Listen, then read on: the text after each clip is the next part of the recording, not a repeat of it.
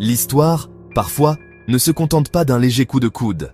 Elle assène une gifle cinglante, un choc qui force une nation à affronter des vérités inconfortables. Pour la France, les dernières décennies ont été marquées par ces réveils douloureux, brisant les illusions d'une puissance mondiale éternelle.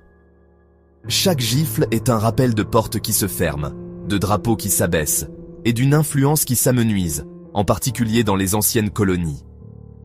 Paris réagit souvent par le déni, blâmant des agitateurs extérieurs ou des nations ingrates, plutôt que de faire face à son propre héritage colonial.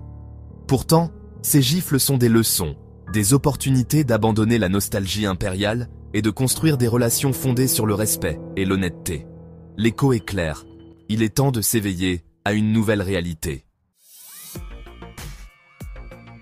Aucune gifle ne pique la France plus que l'indépendance de l'Algérie en 1962, une blessure qui n'a jamais cicatrisé. La perte n'était pas seulement territoriale, mais existentielle, brisant le mythe de la mission civilisatrice de la France et laissant une douleur fantôme qui persiste dans la politique actuelle. Les images d'évacuation et de défaite restent des icônes d'humiliation, alimentant l'amertume et compliquant les relations franco-algériennes. Chaque querelle diplomatique rouvre l'ancienne blessure, empêchant une véritable réconciliation, et maintenant, les deux nations enfermées dans un cycle d'orgueil et de ressentiment. Le refus de la France de confronter pleinement la violence de son passé colonial assure la persistance de la douleur. La vraie perte n'est pas seulement le territoire, mais l'innocence et la capacité de se voir honnêtement. L'indépendance de l'Algérie n'était que l'une d'une série d'humiliations marquant le déclin impérial de la France. Ce fut un tournant historique, un symbole puissant de la fin d'une époque où la France dominait de vastes territoires à travers le monde. La perte de l'Algérie a laissé une cicatrice profonde dans la mémoire nationale, remettant en question la grandeur passée du pays. Du désastre militaire de Dien Bien Phu au Vietnam, où l'armée française a subi une défaite humiliante face aux forces indépendantistes, la France a vu s'effondrer son prestige militaire et politique en Asie. Au récent retrait forcé du Mali, du Burkina Faso et du Niger, où les troupes françaises ont été contraintes de quitter des régions autrefois considérées comme des bastions de leur influence, la tendance s'est poursuivie. Ces départs successifs témoignent d'une perte de contrôle et d'une remise en cause profonde de la présence française sur le continent africain, autrefois qualifié de précaré. Chaque événement a érodé l'image que la France a d'elle-même, alimentant un sentiment d'impuissance et de nostalgie pour une influence désormais révolue. Autrefois perçue comme un fournisseur de sécurité en Afrique, la France est maintenant confrontée au rejet public et à la montée de nouvelles puissances comme la Russie, qui s'imposent dans des régions autrefois acquises à Paris. La croyance en une sphère d'influence africaine privilégiée s'est effondrée, même des partenaires de longue date, comme le Tchad et le Sénégal, allant de l'avant, cherchant de nouveaux alliés et de nouvelles voies pour leur développement. Ces gifles révèlent la fragilité des ambitions mondiales de la France et sa difficulté à s'adapter à un monde où les anciens sujets exigent l'autonomie, la reconnaissance et le respect de leur souveraineté. Le monde a changé.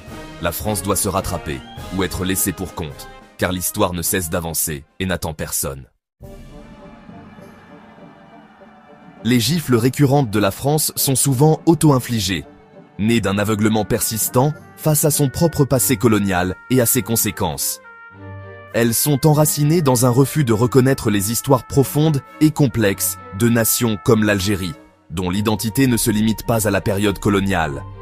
Le mythe selon lequel l'Algérie a été créée par la France efface des siècles de culture, de civilisation brillante et de résistance farouche, alimentant le ressentiment, le sentiment anti-français et une profonde incompréhension entre les peuples.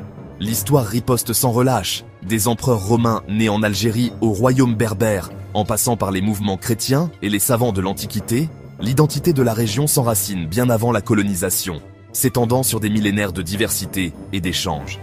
Ignorer ce passé n'est pas seulement arrogant, c'est stratégiquement désastreux, car cela prive la France d'une compréhension essentielle de ses partenaires et de ses défis actuels. Cette ignorance aveugle la France aux réalités qui façonnent ses relations aujourd'hui, rendant tout dialogue plus difficile et fragile. S'accrocher aux récits coloniaux ne fait qu'assurer plus de gifles d'un monde qui refuse d'être défini par de vieux mythes, préférant écrire sa propre histoire. Le verdict de l'histoire est clair. Les nations ne sont pas faites par les conquérants, ni par les récits imposés, mais par leurs propres histoires durables, forgées dans la mémoire, la résistance et la fierté de leur peuple. La politique française reste hantée par le fantôme de De Gaulle.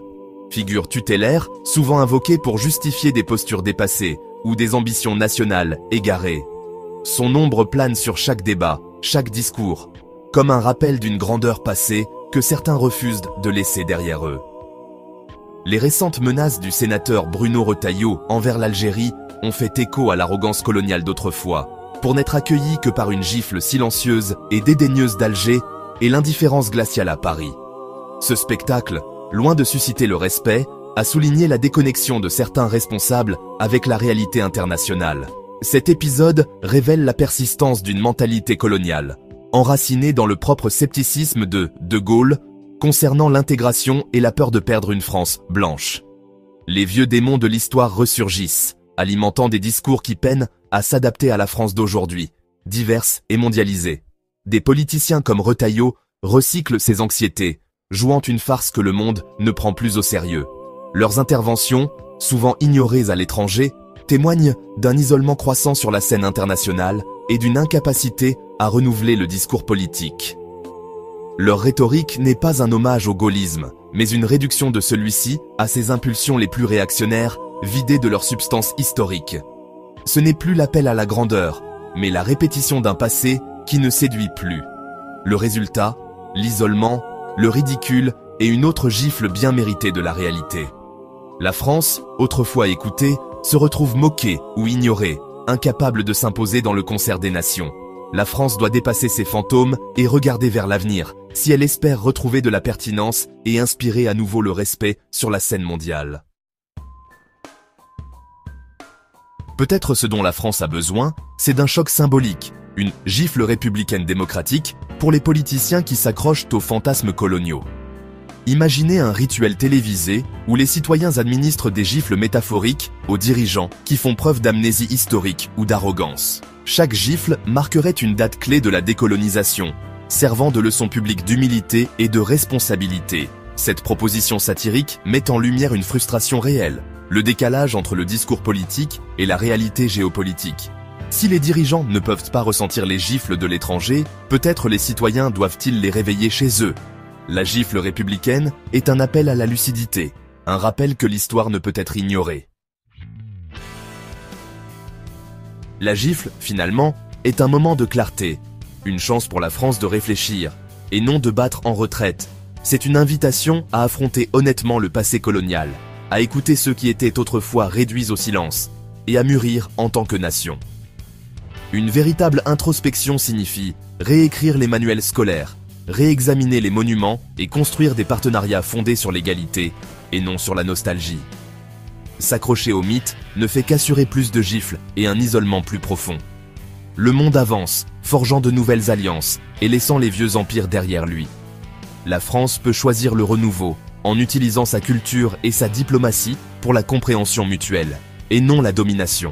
La douleur s'estompera, mais la leçon doit demeurer. Réveille-toi ou sois laissé pour compte. Merci de bien vouloir activer la cloche et de cliquer sur j'aime.